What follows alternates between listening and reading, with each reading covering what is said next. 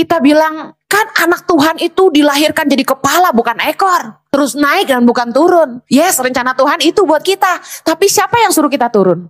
Kita. Masa depan kita itu dibangun oleh apa yang kita kerjakan hari ini. Orang Kristen berdoanya kuat, tapi kerjanya malas, tapi minta diberkati sama Tuhan. Aneh menurut saya. Kalau dia hidup susah di usia 50-60 tahun, pertanyaannya dia ngapain aja selama 50 tahun kemarin gitu loh. Dunia ini betul-betul berputar, saudara. Tergantung keputusan kita. Kita mau tetap ada di atas, kita harus kerja keras. Tuhan selalu inginkan yang baik buat kita, tapi apa yang kita tabur dalam hidup kita, kita yang harus menuainya. Tuhan mungkin akan memulihkan kehidupanmu karena engkau bertobat sungguh-sungguh. Tapi harga yang kamu harus bayar tetap harus dibayar. Tuhan tidak bisa disogok. Jadi pastikan Anda bikin keputusan apapun, dilandasi kebenaran firman dan takut akan Tuhan. Shalom. Saya langsung masuk kepada kebenaran firman Tuhan. Malam hari ini saya mau share tentang living your consequences, menghidupi consequences. Apa ya bahasa Indonesia konsekuensi Anda. Menghidupi konsekuensi Anda. Kita tidak bisa memilih lahir miskin atau kaya. Tapi kalau kita mati miskin atau kaya, itu adalah keputusannya. Setuju, katakan amin. Bagaimana kita lahir, kita nggak bisa menentukan. Kita nggak bisa milih lahir dari orang tua kaya atau miskin, keluarga yang harmonis atau tidak, lahir di kampung atau di kota. Semua itu di luar kendali kita. Tapi bagaimana kita mengakhiri hidup kita, itu adalah keputusan kita. Today builds tomorrow. Apa yang kita bangun hari ini akan membangun masa depan kita. Masa depan kita itu dibangun oleh apa yang kita kerjakan hari ini. Coba ambil waktu sebentar. Renungkan apa yang Anda mau bangun 5-10 tahun ke depan. Anda mau bawa hidup Anda kemana 10 tahun dari sekarang? Sekarang 2019. 2029 Anda ada di mana? Anda mau mengerjakan apa? Apapun yang kita capai hari ini merupakan taburan dari masa lalu. Orang gak bisa jago main gitar kalau bertahun-tahun dia gak pernah belajar gitar. Orang gak bisa bahasa Inggris tiba-tiba bim salah bim blong bisa. Hi, I love you gitu. Bisa ngomong bahasa Inggris jago. Kalau gak pernah belajar bahasa Inggris, untuk apapun yang kita ingin capai dalam hidup ini, kita harus tabur.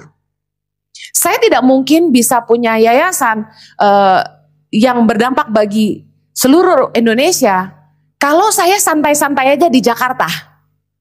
Mani-pedi, arisan, kumpul-kumpul sama teman-teman, shopping-shopping. Gak bisa. 13 tahun di Indonesia, saya bergerilya, berusaha menolong orang miskin. Berada bersama-sama kaum papa. Setiap bulan saya pergi ke pedalaman. Makanya bisa buka center di seluruh Indonesia. Hari ini ada lebih dari 5.000 anak di 70 titik. Itu gak bisa dikerjakan satu hari. 12 tahun Tangan Pengharapan berdiri dan hari ini ada. Tentu kasih karunia Tuhan, amin.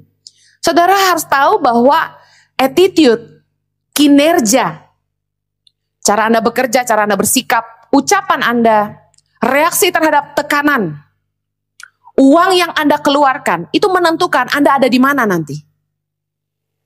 Banyak orang gak suka dengan hasil perbuatan mereka atau keputusan yang mereka ambil. Saya ambil contoh yang lucu-lucu aja. Ada orang yang sukanya makannya banyak, tapi dia kaget, kenapa gue nambah berat ya gitu. Kenapa jadi gendut banget sekarang? Padahal dia lupa tiap hari dia makan nasi bebek gitu. Itu saya. Seperti istri yang suka marah-marah, tapi heran, kok suami saya gak betah di rumah ya? Kalau Anda sweet, istri suamimu betah, amin. Firman Tuhan aja berkata, siapa yang tahan tinggal serumah dengan perempuan yang suka bertengkar? Seperti wanita yang mau menikahi pria yang cool. Cewek tuh suka cowok cool. Tapi herannya, mereka mengeluh. Gimana sih? Gak perhatian, gak romantis, gak bisa mengungkapkan rasa kasih sayang gitu. Cuek banget. Padahal kita milih yang cool. Saya akhirnya belajar bahwa cowok tuh ada paketnya, saudara. Kalau kita pengen, ada yang jomblo angkat tangan. Yang belum menikah angkat tangan. Nah, kalau dibilang jomblo malu angkat tangan. Kalau belum nikah angkat tangannya. Memang kalau jomblo tuh nasib ya nggak. Kalau bachelor ya, kalau single itu keputusan. Amin. Nah, kita pilih pacar. Yang cowok itu ternyata ada paketnya. Saya pelajari pria yang romantis itu punya sisi agak bawel sedikit, agak detail, agak ngatur, orangnya eksklusif, keluarga banget, tapi dia baik. Cuma mungkin bagi perempuan yang gak suka diatur, ini nyebelin gitu. Nah, waktu saya milih pasangan hidup, saya milih Jojo. Saya suka pria cool, tapi saya ngeluh, kok gak perhatian sih gitu kan. Tapi sekarang setelah nikah berapa tahun, saya baru ngerti. Untung saya nikah sama Jojo, kenapa? Mana ada pria yang bisa biarin istrinya ke pedalaman setiap bulan tanpa ngomel coba.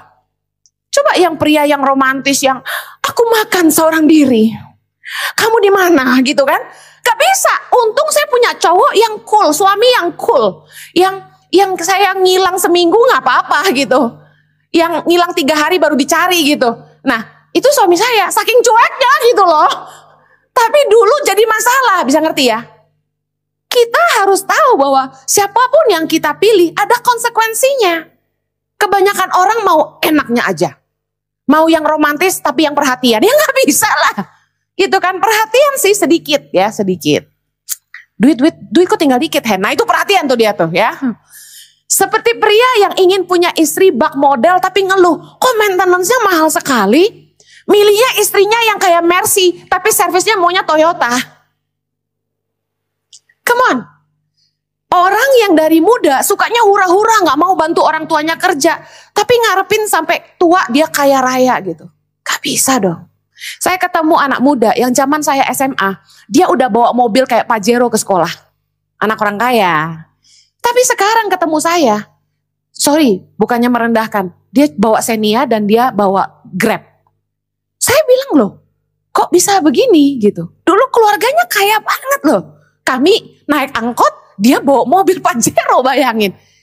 Ternyata dunia ini betul-betul berputar, saudara. Tergantung keputusan kita. Kita mau tetap ada di atas, kita harus kerja keras. Jangan hanya hura-hura aja, amin. Orang yang malas di usia 40-50 tahun biasanya gak punya pekerjaan yang mantap. Saya mau ngomong ini. Kadang-kadang kita ketemu orang yang usianya udah 40, 50, 60. Hidupnya susah banget. Keluarganya susah menderita. Dan herannya gak ada yang mau bantu dia gitu. Dan hari ini ketika saya ketemu orang yang seperti itu, saya gak cepat-cepat menghakimi. Di mana tuh saudara-saudaranya kok gak bantu dia? Oh enggak. Saya pelajari, orang itu menuai apa yang dia tabur. Kalau dia hidup susah di usia 50-60 tahun, pertanyaannya, dia ngapain aja selama 50 tahun kemarin gitu loh. Saya menemukan orang-orang seperti ini, kerjanya gak bagus, gak jujur, males. Kita bilang, kan anak Tuhan itu dilahirkan jadi kepala bukan ekor.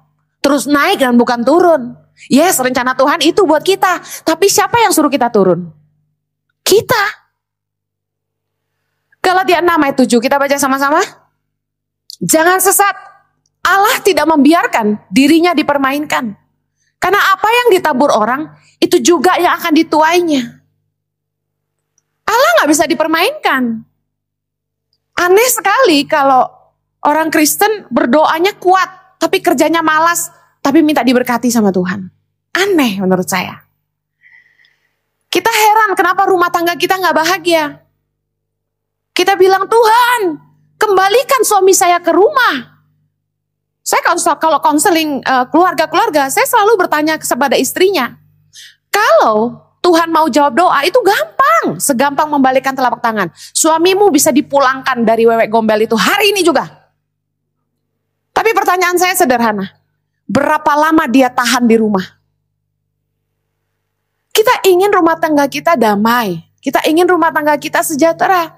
Tapi bagaimana seorang istri mengelola keuangan, itu akan mempengaruhi bahagia tidak rumah tangganya. Bagaimana seorang ayah bisa jadi ayah yang baik buat anak-anaknya, gak cuma pulang dan marah-marah, itu akan menentukan kebahagiaan rumah tangganya.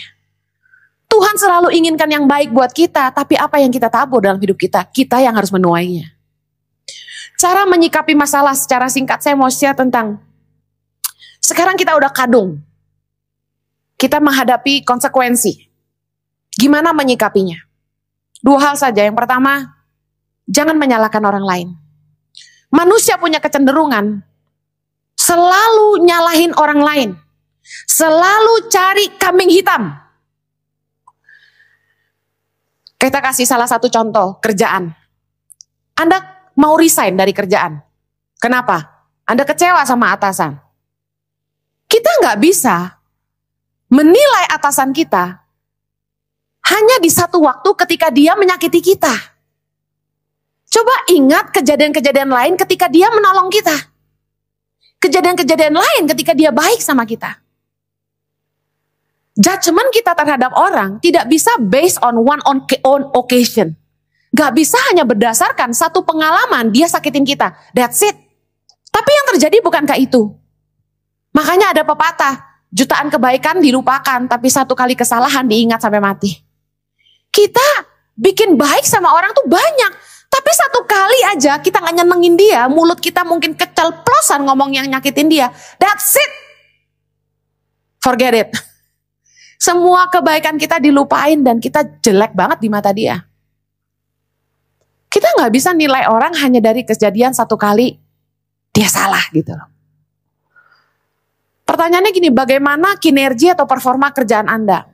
Bosmu oke, bosmu gak baik, bosmu gak pernah ngasih bonus, bosmu songong, apalah pendapatmu tentang bosmu. Tapi izinkan, saya bertanya, gimana kinerja kerja Anda di tempat kerja?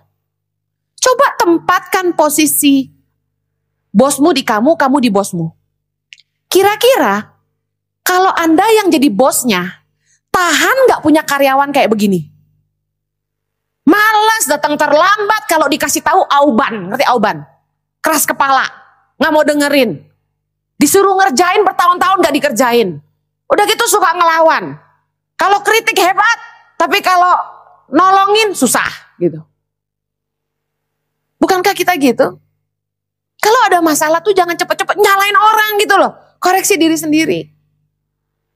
Gampang gak punya karyawan kayak kita gitu. Satu hari saya punya karyawan yang kerja sama saya 9 tahun. Dia itu selalu saya beri kesempatan yang sangat panjang. Padahal manajer saya udah ganti 3 kali. Manajer yang pertama bilang, orang ini keluarin aja bu.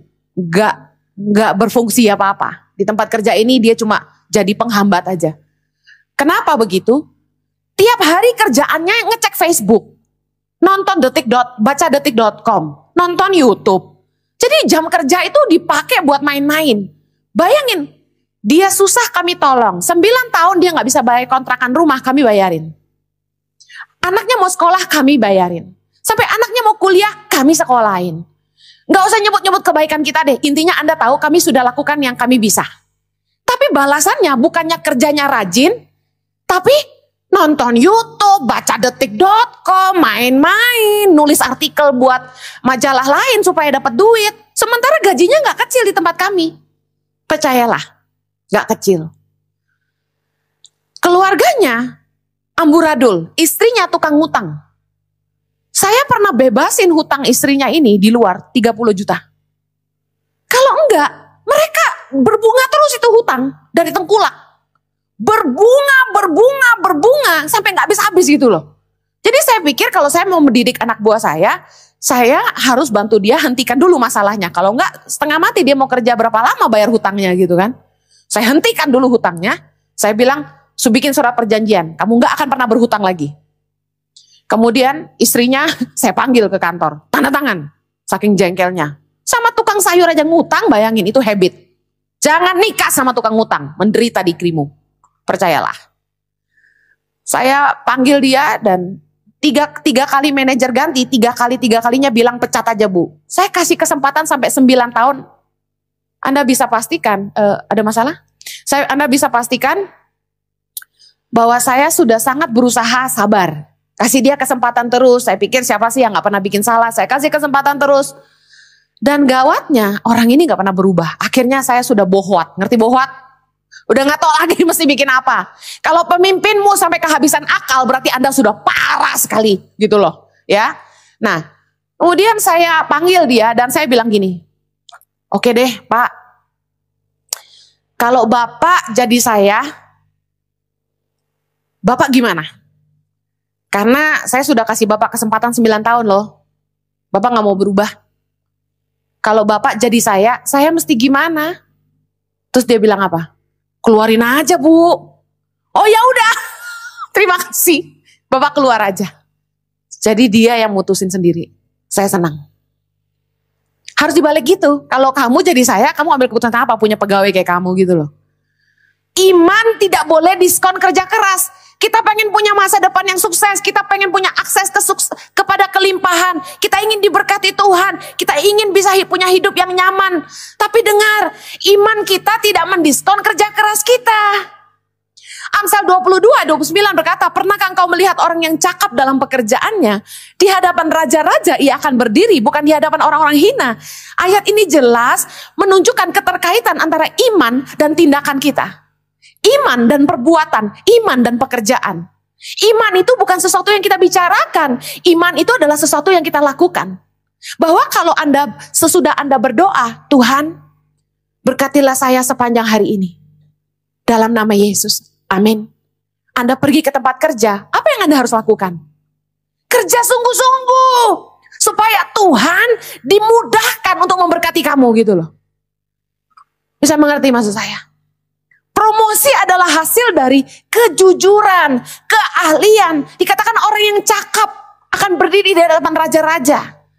Cakap bicara soal ahli, excellent. Kerja keras kita, kepercayaan yang terbangun yang membuat seseorang dipromosi. Gak bisa hanya, kamu Kristen ya? Kamu rajin berdoa? Puji Tuhan, kamu jadi manajer saya. Gak bisa. Kita pilih manajer adalah orang-orang yang handal, yang bisa dipercaya, yang jujur, yang kerja keras, yang lebih pintar dari yang lain. Ada amin? Promosi adalah hasil akhir dari pembuktian diri kita. Kalau kita berintegritas, jujur, kerja keras, kreatif, kesempatan untuk dipromosi akan lebih besar.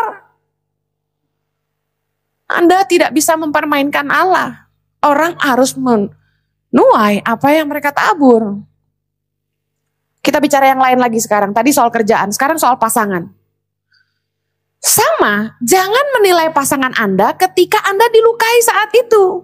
Gak fair. Karena tidak mungkin ada masalah tanpa kontribusi keduanya. Ketika kita punya masalah dalam rumah tangga, saya belajar, yang kita harus lakukan adalah ini. Berhenti saling mengkoreksi.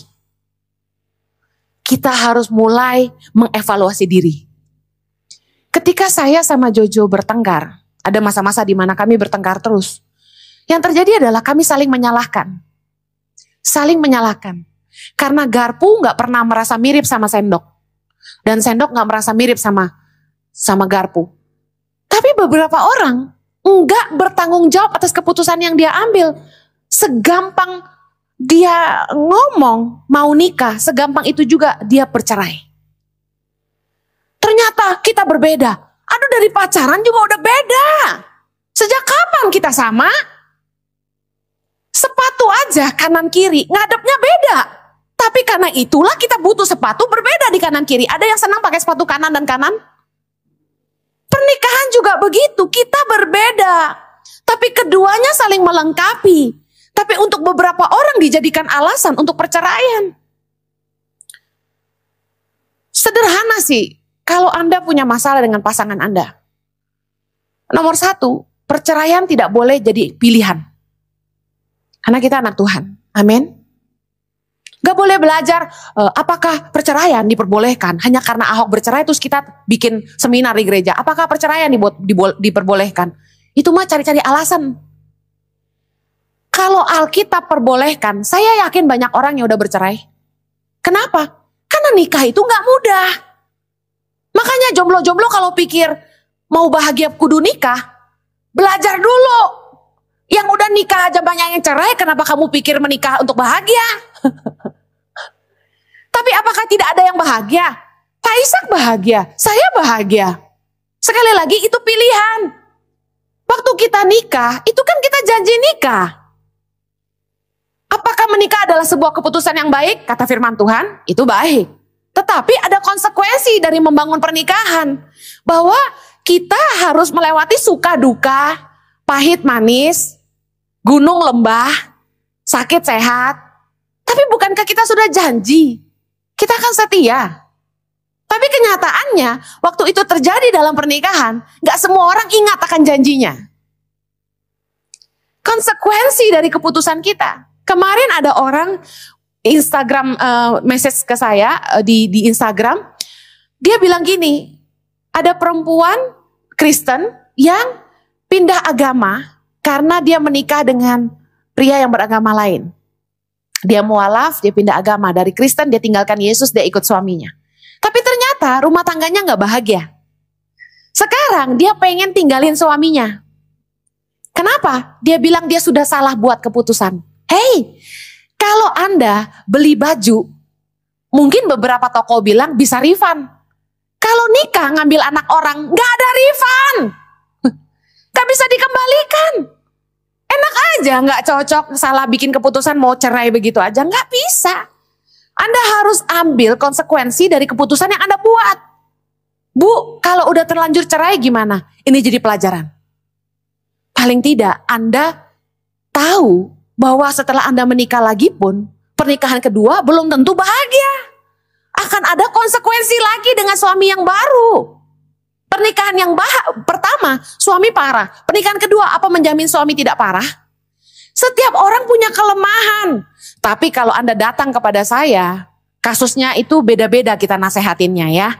Untuk beberapa kasus, ada yang karena istrinya dipukulin terus. Wah, itu saya sarankan pisah. Kenapa? Firman Tuhan berkata, suami istri boleh berpisah sementara supaya masing-masing berdoa. Tapi, lalu apakah boleh menikah lagi? Gak boleh, kata firman Tuhan. Kalau dalam keadaan suami istri masih hidup, tidak boleh menikah lagi. Jadi, kalaupun mau berpisah karena istrinya dipukulin terus daripada mati, orang gereja kan kadang-kadang sok rohani. Tidak boleh tinggalkan suamimu, pulanglah kepada dia. Dia banyak, bos. Yang nolongin dia siapa? Nah, saya akan bilang boleh pisah, tapi tidak boleh menikah lagi sampai pasanganmu meninggal dunia. Istri-istri maupun suami-suami, kalau ada masalah di rumah tangga, katakan parah banget, milikilah keinginan untuk menyelesaikannya. Jangan biarkan masalah berlarut-larut. Kalau Anda udah antipati, cerai aja, udah gak bakal mikirin jalan keluar. Tapi kalau Anda menempatkan dirimu, udah kadung nikah, gak ada jalan keluar untuk pisah. Jadi mau gak mau Anda harus perbaiki hubungan ini. Amin. Tapi kalau alternatifnya selalu pisah, gak ada usaha untuk memperbaiki pernikahan ini. Oke, katakan Bu Heni, udah didoakan, udah diajak ngomong, tetap gak bisa, gimana dong? Hey, ini, kalau kita sudah doakan, yang kedua, pastikan hidup kita benar. Karena suami-suami yang tidak seiman, itu bisa dimenangkan oleh kesalehan istrinya. Bukan oleh karena perkataannya, bukan karena omelannya tiap hari. Nah, kalau suami sudah didoakan, hidupmu sudah benar. Oke, apalagi?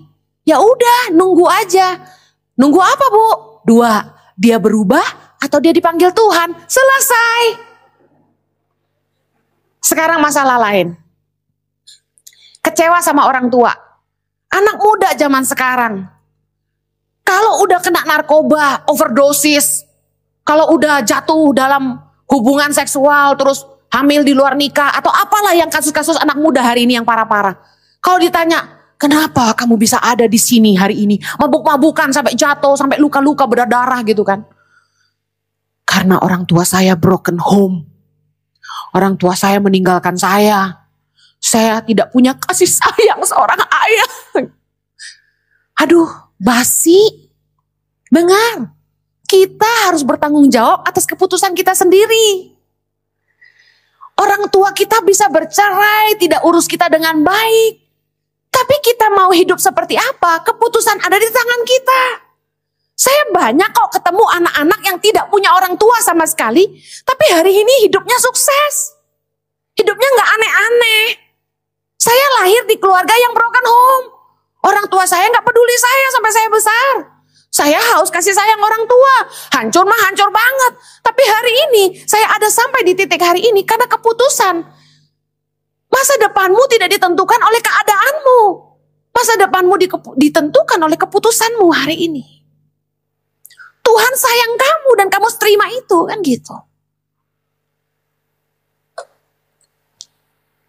Saya percaya masalah apapun yang terjadi dalam hidup kita hari ini, jangan menyalahkan orang. Katakanlah orang jahat sama kita. Katakanlah orang itu, aduh jahat banget ngerusak hidup kita. Miliki iman dong kayak Yusuf. Yusuf itu percaya banget sama Tuhan. Orang yang percaya banget sama Tuhan, sakit aja tuh percaya Tuhan akan bekerja gitu loh. Kalau orang tuh percaya sama Tuhan, dijahatin orang dia bilang gini, asik sebentar lagi ada berkat. Gitu. Kayak saya kalau diomongin orang yang jelek-jelek, langsung saya bilang gini, asik sebentar lagi ada berkat. Gitu dong. Kalau ada masalah, jangan langsung negatif. Miliki iman, katanya anak Tuhan. God can use anyone, even your enemies. And God can use anything, even your problem, to bring you to His perfect plan. Tuhan itu bisa pakai siapa saja termasuk musuh-musuh kita. Dan Tuhan bisa pakai apa saja termasuk masalah kita untuk membawa kita kepada janji-janjinya yang sempurna dalam hidup kita. Saya bersyukur hari ini kenapa saya lahir di keluarga yang tidak mempedulikan saya. Kenapa saya lahir di keluarga yang tidak mau sekolahin saya. Sampai saya harus kerja banting tulang untuk bisa kuliah. Sampai saya pernah ditaruh di rumah orang kaya di Australia untuk jadi pembantu ngurus anaknya. Yang naruh saya penggembala saya. Bayangin gak? Orang kaya ini donatur gereja, saya full timer gereja. Nah saya ditaruh di rumah orang kaya ini untuk ngurus anaknya. Bersihin rumahnya, masakin. Tapi saya lakukan dengan sukacita. Mungkin mereka tuh mikirnya, gue bohongin loh jadi kakak pembina rohani. Padahal mah jadi pembantu gitu kan. Saya sadar-sadar saya disuruh jadi pembantu di situ tuh kapan? Adalah ketika anaknya orang kaya ini melambaikan seragamnya dan bilang gini, Cik, setrikain bajuku. Loh, kalau kakak pembina rohani kan harusnya dihargai ya. Masa disuruh nyetrika? Masakin oke lah kan ceceh gitu kan ya. Bersihin rumah ya udahlah saya kan lebih dewasa. Ini sampai disuruh nyuci gosok saudara. Belum sampai di situ. Saya disuruh belanja, beli beras, beli apa. Nenteng belanjaan tuh beratnya kayak apa? Sendirian. Gak boleh naik taksi, jalan kaki. Terus kalau saya ke kantor kan full time. Ke kantor. Tiap hari gembala saya ketemu saya tuh urusannya marahin saya urusan rumah tangga. Kenapa beras sampai habis gitu? Kenapa kamu gak mau masakin Indomie buat si A gitu? Jadi saya diomelinya tuh urusan rumah tangga. Jadi saya pembantu rumah tangga untuk sesaat saudara. Gak lama sih 3 tahun. Bentar ya. Saya ditaruh tidur tuh di ruangan sunroom. Kalau di Australia tuh kita sunroom tuh ruang jemur pakaian. Saya dikasih kasur, saya tidur di situ. Tahu gak Australia tuh dinginnya kayak apa? Saking saya kedinginan, saya pakai heater yang gak sehat lah. Heater yang pakai cahaya doang gitu. Saya sampai radang-radang, sakit. Karena terlalu dingin. Bayangin hidup saya dulu kayak gitu. Tapi saya bersyukur. Saya lihat orang mungkin jahat sama saya ya. Mungkin Anda akan menghakimi, gembalanya parah. Orang kaya itu jahat banget. Tapi saya bersyukur. Orang tuanya kok gitu sih? Tapi saya bersyukur. Kenapa? Justru karena saya dibesarkan dengan kesulitan-kesulitan itu. Hari ini saya belajar bagaimana rasanya jadi orang miskin di Indonesia. Saya jadi ngerti dan saya jadi peduli ketika saya dengar ada anak-anak yang gak bisa sekolah. Saya jadi ngerti gimana merasakan gak punya uang buat makan. Saya gak pernah jajan loh dulu saudara. Gak pernah nyemil, gak pernah beli biskuit, gak pernah beli chips. Kurus banget. Tinggi 148, beratnya cuma 48. Berat 168, tinggi 168, beratnya 48. Cengking banget kan? Cananya aja nomor 26, 27. Kurus, saking gak pernah makan apa-apa. Makannya cuma secukupnya gitu nasi. Kenapa? Gak punya duit. Saya gak pernah ke supermarket tuh beli biskuit, beli ciki gitu. Gak pernah saudara. Karena gak ada duit lebih. Cukup-cukup cuma buat makan kenyang doang saudara. Itu aja saya masih nolongin teman-teman saya yang bokek saudara. Haleluya. Yang berikutnya ya, kita kembali ke soal jangan nyalain orang. Waktu kita susah, kita kecewa sama teman-teman kita, kita langsung pasang status di sosial media. Teman terbaik itu baru ditemukan di saat kita jatuh gitu ya. Di saat kita susah, sahabat itu baru kita lihat gitu. Nah benar itu, benar. Tapi saya mau kasih tahu, ketika kita susah, kok nggak ada sih yang mau bantu kita? Jangan cepat-cepat menyalahkan orang lain. Tapi bertanyalah, apakah waktu kamu kuat, kamu nolong temanmu yang lemah? Apakah waktu kamu diberkati, kamu peduli sama teman-temanmu yang susah? Apakah sebagai pribadi, kamu bisa dipercaya? Apakah kamu seorang yang murah hati? Tahu nggak, orang yang murah hati itu didoain panjang umur, sehat selalu. Amin. Tapi orang yang pelit didoainnya apa? Cepat mati. Nah itu. Saudara tabur tuai yang mau katakan amin. Jangan hanya melihat mahkota orang lain, tapi lihat juga salibnya. Karena hasil itu gak pernah mengkhianati proses. Kita selalu ngelihat enak banget sih hari ini. Pak Ishak punya gereja bagus banget ya gerejanya. Bisa makin banyak jemaatnya, bagus ya. Jangan cuma ngelihat itunya, tahu gak nangis-nangisnya gitu kan? Tahu nggak prosesnya? Oh Bu Heni enak banget sih, bisa masuk keluar TV. Belum pernah sih masuk ke dalam TV, belum pernah. Kok bisa sih, bisa dikenal orang di mana-mana gitu. Hey, jangan lihat sekarang. Nangis-nangisnya, kerja kerasnya itu yang orang nggak pernah mau tahu, ya kan? Yang kedua, cara menyikapi masalah. Jadi yang pertama jangan nyalain orang. Yang kedua, rendah hatilah untuk mengakui kesalahan, rendah hatilah untuk minta maaf. Saudara, hebatnya seseorang itu diuji ketika dia bisa minta maaf meskipun dia nggak salah. Mungkin beberapa Anda akan nggak setuju sama saya, tapi saya kasih contoh. Orang komplain tentang kita, itu kemungkinannya dua. Memang kita salah, atau orang itu memang negatif. Ada orang-orang yang sangat negatif, selalu komplain. Ada ya orang-orang kayak gitu ya. Di hotel ini dia bilang kurangnya ini. Besok dia ke hotel itu dia bilang kurangnya itu. Dia ke hotel mana lagi dia bilang masih kurang juga. Emang ada orang tuh yang negatif yang selalu cari kesalahan orang lain. Nah yang model kayak gini kita gak usah dengerin lah. Tapi kalau ada orang komplain tentang kita dan memang kita salah, minta maaf aja. Tahu nggak, kata maaf itu menyelesaikan banyak sekali masalah. GM sebuah hotel, dia akan turun hanya untuk say sorry ke customernya kalau sampai cleaner bikin salah. Yang kayaknya mungkin lantai terlalu basah, dia udah taruh tanda yang kuning, hati-hati lantai licin. Ya, tapi yang namanya tamu, apalagi orang kaya, emang gue peduli lu tulis tanda itu. Pokoknya gue jatuh, bisa ngerti ya? Yang tukang ngepel udah bilang, udah pakai prosedur SOP hotel, pasang tanda hati-hati, the floor is slippery, lantai licin. Tapi tante-tante itu sibuk WA, blok, gubrak, kurang ajar, saya bisa pendarahan di otak katanya. Panggil manajernya. Manajernya turun. Ya Bu. Biasa manajer tuh saya angkat jempol. Manajer tuh udah pakai jas rapi tetap. Minta maaf Bu. Ibu sakit. Bisa saya bantu? Gak bisa. Pegawai kamu. On katanya. Ngepel sembarangan. Saya jatuh nih. Sakit nih. Seleo nih. Lecet nih. Apa kata orang katanya? Oh iya Bu, minta maaf ya. Apa yang saya bisa lakukan supaya Ibu merasa nyaman? Bagaimana kalau saya bukakan kamar gratis malam hari ini di hotel kami? Biasa orang kaya kan, emang saya gak bisa bayar?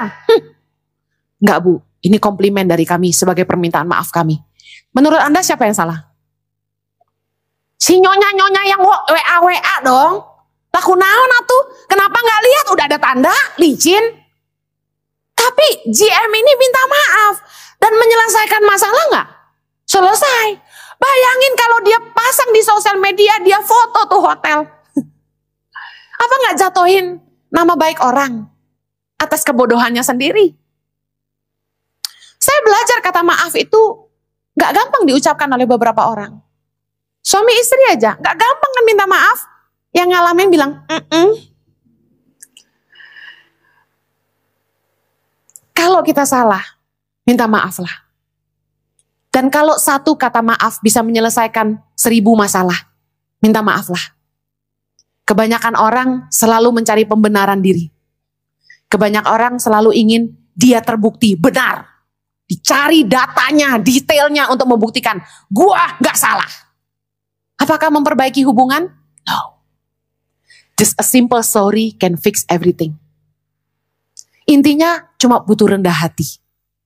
Hanya orang yang rendah hati yang bisa bilang sorry. Kalau Anda tidak rendah hati, kata sorry terlalu mahal buat Anda. Hidup kita memang tidak ditentukan dari apa kata orang. Tapi pastikan perbuatan orang, perkataan orang yang negatif tentang kita, itu salah. Banyak kali kita gak mau dikoreksi orang, tapi kita juga gak mau koreksi diri gitu. Yang terakhir. Bagaimana supaya Anda tidak bikin keputusan yang salah lagi? Saya tutup dengan 3 hal ini secara cepat. Sebelum bikin keputusan, yang pertama, jangan terburu-buru. Amsal 19 ayat 2, baca sama-sama. Tanpa pengetahuan, kerajinan pun tidak baik. Orang yang tergesa-gesa akan salah langkah. Jangan selalu terburu-buru bikin keputusan apapun. Jangan ingin cepat kaya. Orang yang ingin cepat kaya, itu akhirnya akan jatuh. Firman Tuhan nasihatkan kita untuk jangan ingin buru-buru kaya.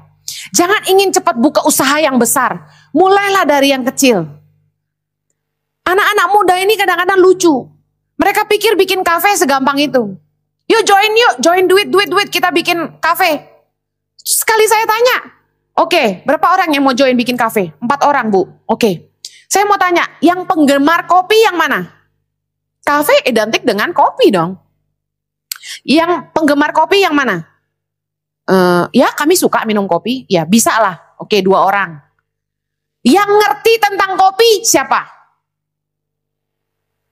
Nggak tahu. Nggak ada. Oke. Yang bisa bikin kopi pakai mesin siapa?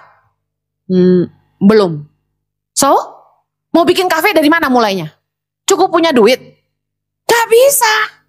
Kita sering mau buru-buru buka usaha. Padahal gini, Anda pengen punya kafe, kerja dulu di kafe paling top di kampungmu, di kotamu. Kafe apa yang paling top di Bandung? Kerja dulu di situ. Saran saya, belajar dari bawah. Dari mana atau enggak? Dari bagian gudang, stok. Terima barang masuk, tata di gudang, nyusunin gelasnya, tutupnya, sedotannya. Kenapa? Kalau kamu pengen punya kafe, kamu harus tahu pengeluaran itu buat apa aja. Catat dong. Terus belajar cuci piring, bikin kopi, belajar bersihin, closing. Closing itu paling gak enak. Karena makan waktu dan harus bersih-bersih, harus ngepel-ngepel.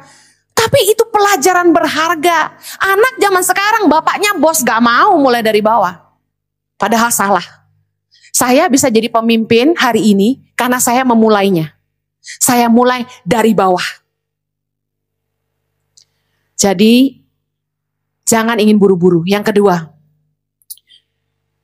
sebelum bikin keputusan, pastikan jangan membuat keputusan saat Anda marah. Penyesalan itu selalu datang terlambat. Amin. Berhentilah marah dan tinggalkanlah panas hati. Jangan marah karena itu akan membawa kepada kejahatan. Orang kalau lagi marah, keputusannya pasti salah. Jangan buat keputusan saat hatimu sedang panas. Penyesalan selalu datang terlambat dan Anda nggak mau menanggung konsekuensi karena membuat keputusan yang salah. Yang mengerti katakan amin. Yang ketiga, sebelum bikin keputusan apapun dalam hidup ini, pastikan pertimbangan hatimu didasari atas kebenaran firman dan takut akan Tuhan. Kenapa? Karena Tuhan tidak bisa menolong kita kalau kita bikin keputusan yang salah, kalau keputusan kita itu menjebloskan kita kepada dosa. Karena kita nggak bisa ngajak Tuhan bersekongkol dengan dosa kita. Contoh, kita nipu orang. Hukumnya adalah pidana. Kita akan dipenjara. Katakanlah anak Tuhan ada yang jadi koruptor. Terus kita bilang gini, Tuhan bebaskan saya supaya saya nggak dipenjara. Gak bisa. Hukum tetap hukum. Orang tetap harus menuai apa yang dia tabur. Karena bukan Tuhan gak bisa nolong. Ini alasannya Tuhan gak bisa terlibat ketika keputusan kita salah. Kita baca sama-sama. Yesaya 59 ayat 1-2. Sesungguhnya tangan Tuhan tidak kurang panjang untuk menyelamatkan. Dan pendengarannya tidak kurang tajam untuk mendengar. Tetapi yang merupakan pemisah antara kamu dan Allahmu ialah segala kejahatanmu, dan yang membuat dia menyembunyikan diri terhadap kamu sehingga ia tidak mendengar ialah segala dosamu. Tuhan mungkin akan memulihkan kehidupanmu karena engkau bertobat sungguh-sungguh. Tapi harga yang kamu harus bayar tetap harus dibayar. Tuhan tidak bisa disogok supaya hakim dibutakan matanya, tidak baca hukuman penjara. Bacanya dibebaskan hari ini juga. Wah, masyarakat bisa marah. Bisa ngerti maksud saya? Kita nggak bisa memanipulasi Tuhan dengan perbuatan kita yang salah. Jadi pastikan Anda bikin keputusan apapun, dilandasi kebenaran firman dan takut akan Tuhan. Amin. Kita berdoa.